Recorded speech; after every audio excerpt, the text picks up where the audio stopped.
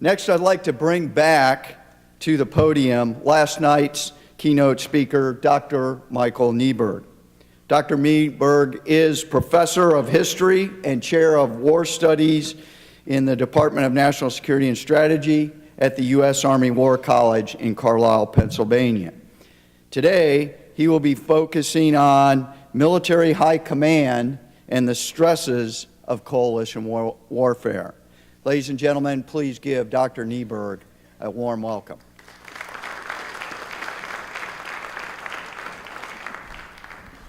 Well, good morning, everybody. Welcome.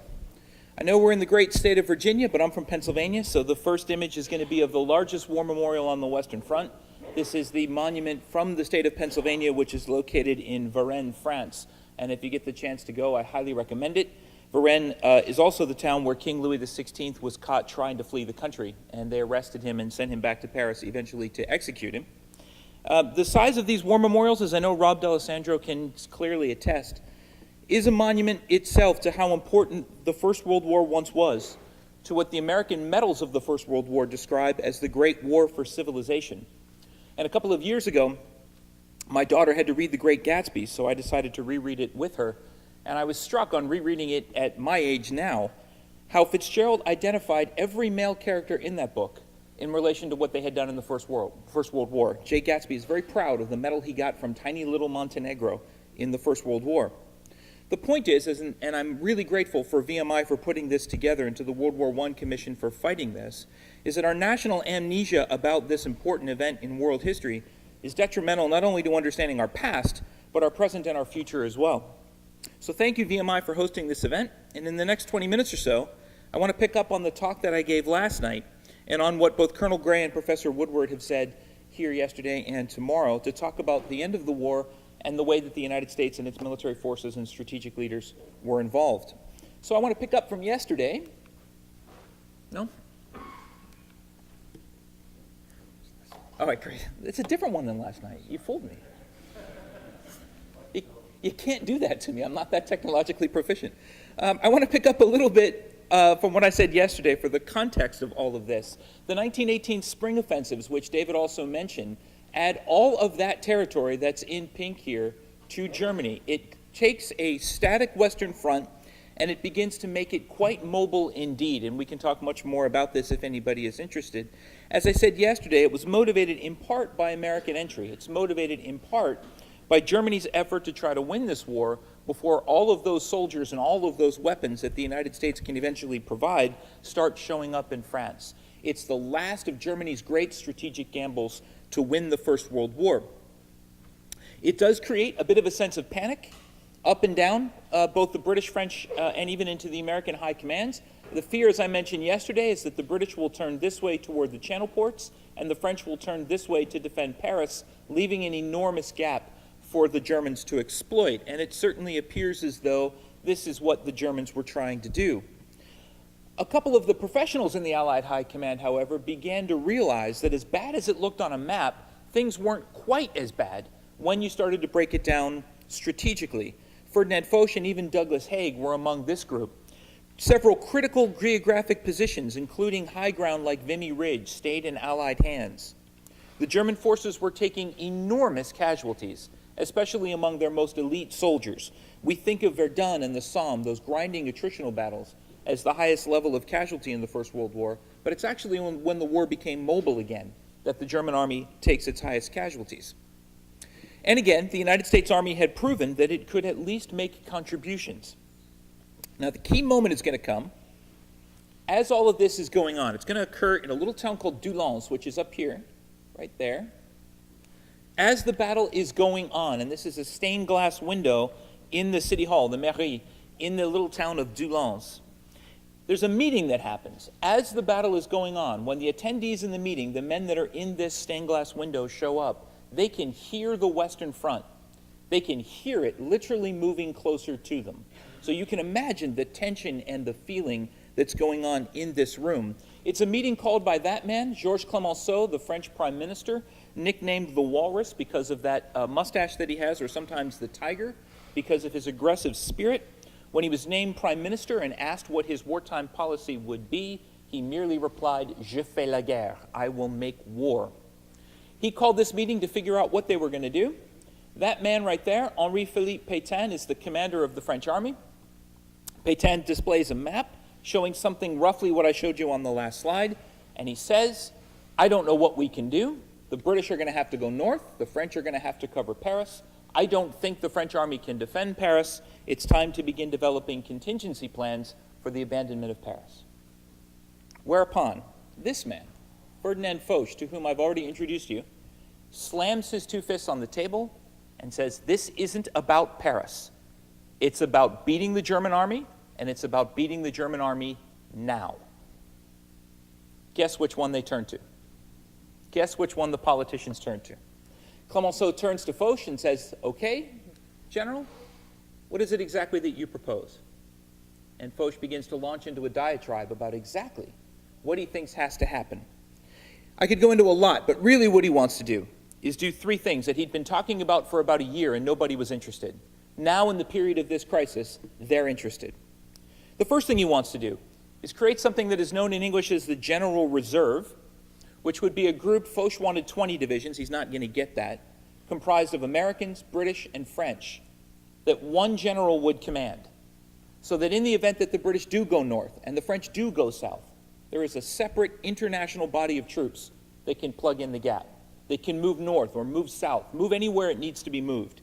And that has to be taken away from the national commanders and given to one person. Second, that person ought to be a generalissimo of the Allied armies. There ought to be one guy at the top of all of this, setting the strategy and setting the general direction, so that the British can't go one way and the French go another way. You can guess already who he had in mind for that job.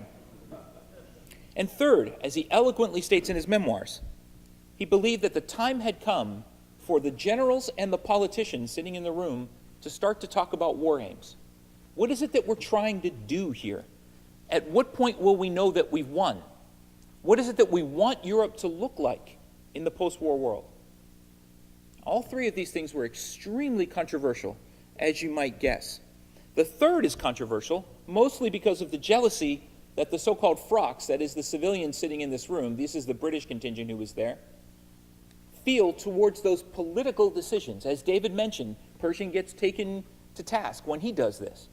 The politicians believe that the fighting of the war belongs to the military, the setting of the political conditions belongs firmly in political hands. As David Lloyd George once said about Foch, I love and admire Marshal Foch very much, but on political questions, he is an infant. This is going to have real repercussions at the Paris Peace Conference when, to snub Ferdinand Foch, Clemenceau decides that France will have 5 representatives at the Paris Peace Conference, and he lists Foch's name 6th. That was done intentionally. Now, at the Doullens meeting here, the Prime Minister of France, the representatives of Great Britain, agree to Foch's plan. They will create a strategic reserve, although it's going to be a lot smaller than what Foch wanted. They will name him General Director of the Strategy, with no power to command the national armies at all, which is an interesting way to go about it. Although once this system starts to work, and Pétain goes to Clemenceau to complain about Foch, Clemenceau says to him, in language Clemenceau loved to use, taisez-vous, which is French for shut up, and obey the marshal's orders. In other words, do what Foch tells you to do. And third, they do begin to have these meetings about what a final peace ought to look like, although they're never very good meetings, because the generals always want more influence in this discussion, and the politicians are always a little afraid of how much influence they're getting. Clemenceau, in fact, was afraid that Foch might run for president against him in 1920, although if you read anything about Ferdinand Foch, you know the two groups of people he hated the most were journalists and certainly politicians. Two other things I'd like you to note on this image right here. You'll note, first of all, that there is no American represented. The Americans aren't invited to the Doullens meeting, and they do not send anybody to the Doullens meeting. Pershing is not in this stained glass window. That is because the United States had no choice. The United States was a junior partner in this coalition, especially early in 1918, and the United States would have to follow whatever strategic direction Foch came up with. As David mentioned, this is a function of American weakness. I would argue it's a function of America's inability in the years before 1917 to get themselves ready. So they need Great Britain to transport the troops, they need the French to supply the troops, and they need higher level headquarters in order to fight at higher levels. Subsequent agreements to Toulon, agreements at Abbeville and other places, the United States agreed to send only infantry and as many as they possibly could. And you can see this remarkable graph, this remarkable statistic of the number of Americans in Europe deployed in France as members of the American Expeditionary Forces, from 1,300 in May to 2 million in November. And as David mentioned, this number was anticipated to go up to as high as 4 million men. If you're Germany, there's no way you can win a war with 4 million new soldiers coming onto the battlefield. However, it also meant that the United States would not send large numbers of artillery, aviation, any of those things, until they had gotten their system up and running. This system will allow the United States to be part of a couple of very key battles at Second Marne, at Chateau Thierry, at Belleau Wood, and it will allow the United States to make major contributions on the battlefield, but still as a junior partner in a wider coalition. Now, it would be almost impossible for the Allies to lose this war, which opens up the question of how the Allies are going to win this war. And as I mentioned yesterday, the key moment is going to come right here along the Marne River, the Second Battle of the Marne. And if you go to that part of France today, which I would highly recommend you do, you'll see all over the place monuments to the United States, some of them built by the French, some of them built by Americans, many of them, I'm proud to say, from my home state of Pennsylvania. There's a small church there, rebuilt by the town of Meadville, Pennsylvania, which is the town right next to the town where my wife grew up in Newcastle, Pennsylvania. So very tight connections between my home state of Pennsylvania and this part of the battlefield, this part of the First World War.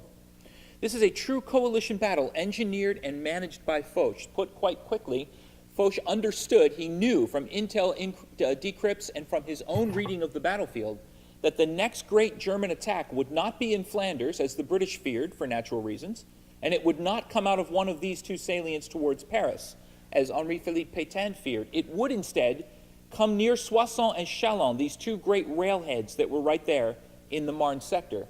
If the Germans couldn't get those railheads, Foch had concluded, they can't move their armies forward anymore. Therefore, that's the only logical strategic target for the Germans to attack. And intel decrypts and other things that were coming to him led him to believe that he was on the right track.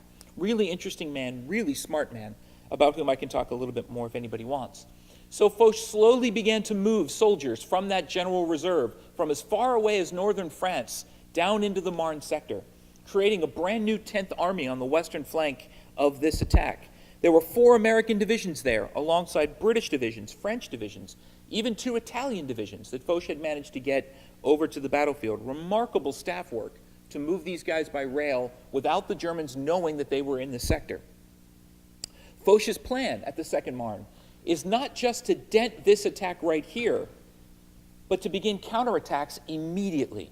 As soon as he figured out that the Germans had made their move, smash it in from the side, in this case from the west side, with the 10th Army created right there, commanded by the most aggressive of the French senior generals, a man by the name of Charles Mangin, nicknamed the Butcher.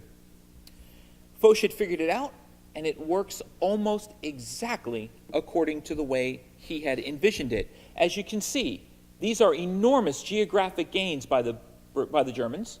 This one is no geographic gain hardly at all. Foch's intel decrypts had told him that the Germans would begin their artillery bombardment at 20 minutes past 1 in the morning, so Allied bombardments began 10 minutes earlier, completely disrupting the timing of the entire German offensive. And you can read memoirs from soldiers who were there, German soldiers who were there, talking about how quickly they realized that the plan wasn't going to work, that it was over. The German offensives were over.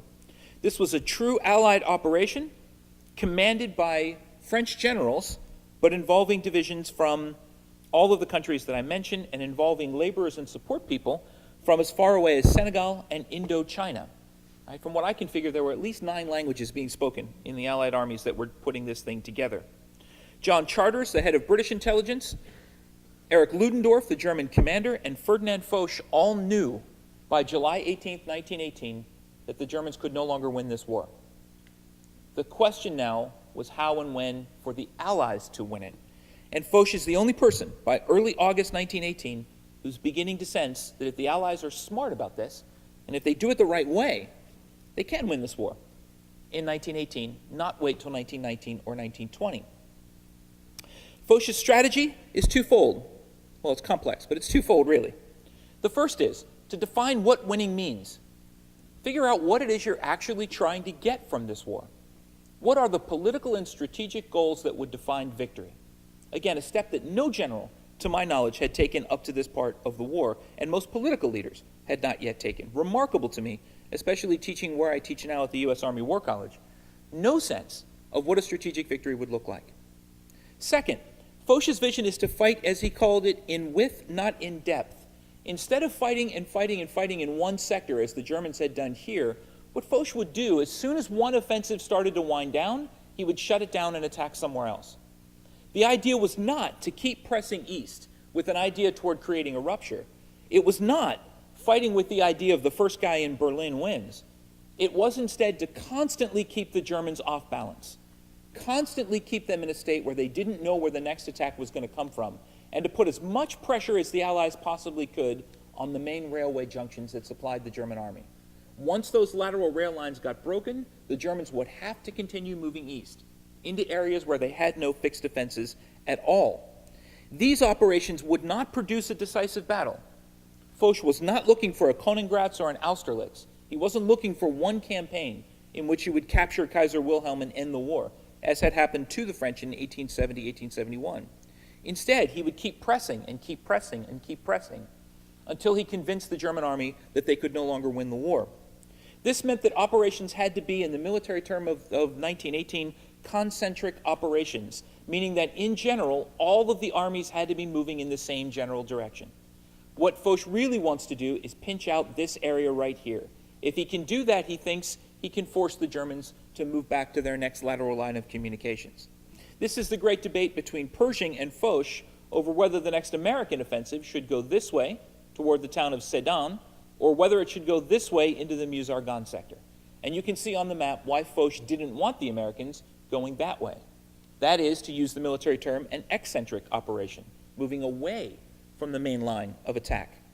American officers were furious about this. Some American officers thought that the French didn't want the Americans to get the great honor of liberating the very symbolic and very important town of Sedan, but there's no evidence from the French side that that's what Foch was thinking. In Foch's mindset, there is no symbolic place. The strategic goal, the center of gravity, is the German army. The goal is to beat that, not to capture symbolic pieces of ground that don't really matter in the long run. Most importantly, Foch had decided that the way to win this war, again, was not the big battle, not capturing Kaiser Wilhelm, and not going to Berlin. It was instead figuring out the political conditions that would allow the politicians to then create a permanent peace, a permanent and favorable peace. Foch made this very, very insightful and I think revealing statement to Edward House, President Wilson's very close advisor. When House asked him about this, this is what Foch said: "I am not waging war for the sake of waging war. If I obtain through an armistice the conditions that we wish to impose on Germany, I am satisfied. Once this object is met, nobody has the right to shed one more drop of blood." And later to Georges Clemenceau, he said, "Every French soldier, every French person killed in the war up to now is on Germany's head. If I can get peace and I don't take it, every French soldier killed thereafter is on my head." So in late October, he met with the French government and he settled on a list of demands. The Germans would have to give up their weapons in place. The Germans would have to leave Belgium. They would have to evacuate Alsace-and-Lorraine. They would have to give up their airplanes. They would have to give up their submarines. They would have to give up their machine guns. If they agreed to that, Foch believed, then the politicians could sit down and sign a permanent peace treaty.